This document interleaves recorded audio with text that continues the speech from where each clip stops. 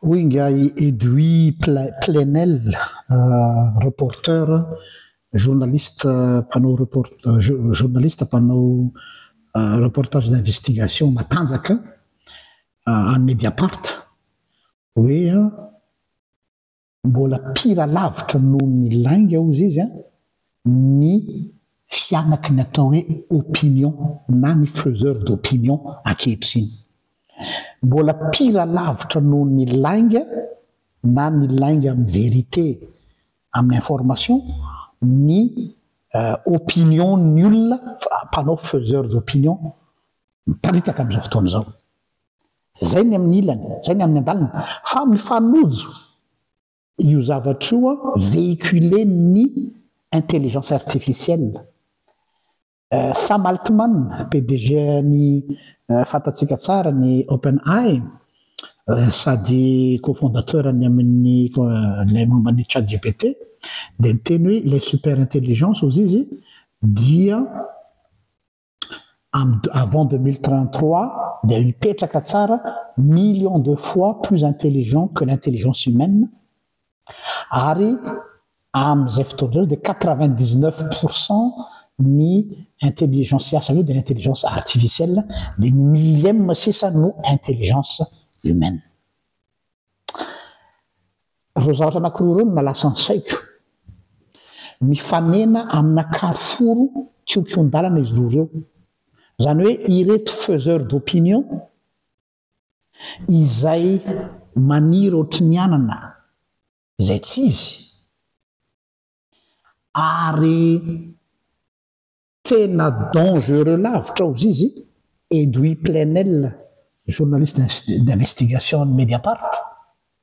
satria ireo olona reo dia manana karazana atao hoe aura eo anivon'ny olona izay mpanaraka azy, ary lasa référence ny olona amin'ny zavatra izay ataony rehetra.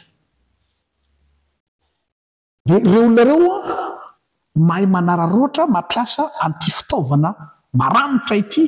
dia ny intelligence artificielle izay tsy azo hidovirana intsony fa efa réalité tsika araka teneny Sam Altman teo. Ino tiako hatongavana? Io ny nasako tamina vidéo anankiray hoe isika hoa tsy natao hanohitra le système satria tsy tohitritsika zany ny Américaine, fanjakana Américaine, ny administration de Trump investir 500 milliards de dollars ao amin'ny intelligence artificielle. Zany hoe eo daholo zany no manararoatra daholo ny olona hoe occasion anankiray ity ahafahan'ny firenena matanjaka sy ny olona rehetrarehetra hoe opportunité ve ity sa danger. Tsy maintsy raisinao de ton côté izy mba ahafahanao manao zavatra. Ny frantsay moa 4 milliards de dollars, 4 milliards d'euros ngamba izay tamin'ny discours nataony François Emmanuel Macron, pour vous dire hoe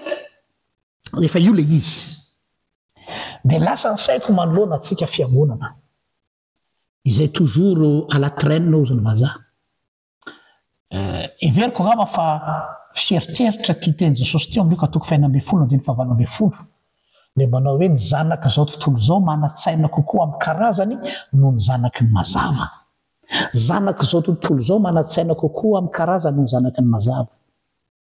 Izany hoe tamin'ny vina moa ny lazanja Jesosy an'io teny io dia tamin'ilay lazaina hoe mpanompo tsy matoky izay nyroahan'ny tompony, dia avy eo izy nitetezany tsirairay ny patron zany dia tetezany tsirairay le olona nanana ny patron trosa, dia izy no nandeha nitaky ny trosan'ireo olona reo izay tsy feno fa apahany, dia tafaveriny nazahoany fony le patron ndray ka ny réembauché azy ka nahazo dera sy doka tamin'izay fotoana izay. Ny tiana lazaina dia zao hoe isika fiangonana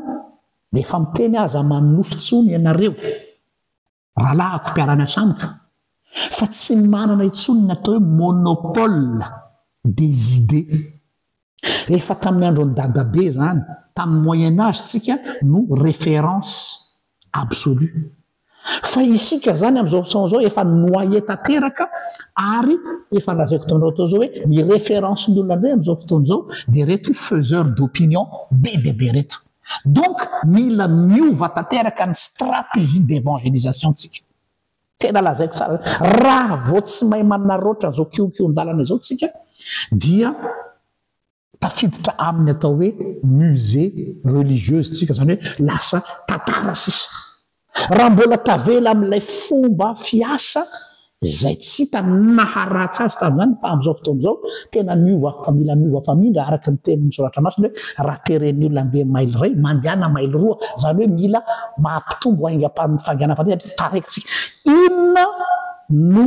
ataotsika fiangonana na itsika mpitoro filantsasana manoloana an'izao situation ny lobine ny intelligence artificielle tsy azo ialany io ary manahoana isika manoloana an'ireo faiseur d'opinion zay tena zareo indray zao no ataotsika hoe référent taloha ny pasteur ny évangéliste sy ny sisa no atao hoe olona toteny am'izao fotoana zao tsy zany tsony fa ireo faiseur d'opinion be deaibe amin'ny internet dikan'izay zany misy piste de réflexion zay tsy maintsy hiverenatsika ny mandinika azy le mode d'évangélisation tsika mila miova tanteraka ny logiciel satria efa zay le réalité misy am'izao fotoana zao io le teneniko hoe tsy ny olona alohany évangéliser fatsika olona dia mila miévangéliser an'le système tsika ary le miévangéliser an'le système ao dia mila misurfe ao anatin'le izy misy tsy nahazo an'iny resaka iny dia hoe hifanaraka amin'ny zava-misy ve non mampiasa an'le outil ary mila manaiky isika manao karazana formatage indray mandeha hoe obsolète ho iaho ny fomba fiasa zay fa fanao hatramin'izay teo amin'ny fiangonana izay mety taloha fa tsy mety tsony amin'izao satria io ny défi miandratsika ka raha tsy mitandronytsika efa réalité l izy dia ho atelin'io tsy asanana ny olona nandany vola makareny amin'io dia tokony dian'izao zany dia efa mieritreritra karazana tsy haiko inona no atao fa atsipiny any réflexion ho anareo zay manana fahefana eo amin'ny fiangonana ny hanokatra karazana commission de travail ny amin'ity resaka approche vaovao amin'ny évangélisation manoloana ny intelligence artificielle aty satria zao ohatra fotsiny zao le resaka chat GPT misy any ny olana am'izao fotoana zao miainonao izy na am'resaka mazy dia mandeha izy makany amin'ny chat GPT na mandeha izy makany amin'ireo référence